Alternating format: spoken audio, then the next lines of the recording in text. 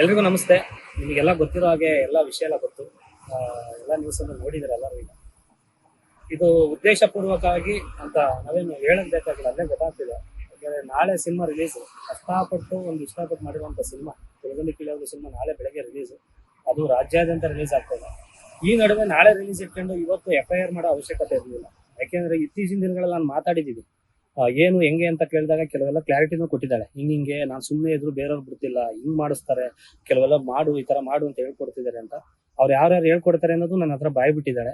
ಓಕೆನಾ? ಅದು ಯಾರ್ಯಾರ ಜೊತೆಲಿ ನಿಂತಿದ್ದಾರೆ ಟೋಟಲ್ ಇಬ್ರು ಹೀರೋಗಳು, ಒಬ್ರು ಲೇಡಿ ಡಾನು, ಅವ್ರು ಯಾರು ಅಂತಾನು ಹೇಳ್ತೀನಿ. ಅವ್ರು ಯಾರು ಅಂತ ಅವ್ರು 3 ಜನ ಜೊತೆ ಒಂದು 10-12 ಜನ ಒಟ್ಟಲ್ಲಿ ನನ್ನನ್ನ ಸಾವು ಬಯಸ್ತಿದ್ರಂತೆ. ಮೊನ್ನೆ ಅವನು ಇವ್ರು ಸಾಯಬಹುದು, ಅವನಾರು ಸಾಯಬಾರ್ದ, ಆ ಥರದ್ದು ಒಂದಿಷ್ಟು ಸಾವುಗಳೆಲ್ಲ ಬಯಸಿ ನಗಾಡ್ತಿದ್ರಂತೆ. ಗೊತ್ತಿಲ್ಲ ನಾನು ಯಾರಿಗೆ ಏನ್ ಮಾಡಿದೀನಿ ಅನ್ನೋದು ಗೊತ್ತಿಲ್ಲ. ನಂದಾತು ನನ್ನ ಪಾಡಿಗೆ ಕೆಲಸ ಆಯ್ತು, ಕೆಲಸ ಇಲ್ಲ ಅಂದ್ರೆ ಊರಲ್ಲಿ ಜಮೀನ್ ಕೆಲಸ ಆಯ್ತು ಅಷ್ಟೇ. ನಾನು ಇನ್ನೇನು ನಾನು ತಲೆ ಕೆಡಿಸ್ಕೊಳ್ಳಲ್ಲ. ಪ್ರತಿಯೊಂದು ಸಾಕ್ಷಿನ ನಾನು ತಂದು ಕೊಡ್ತೀನಿ.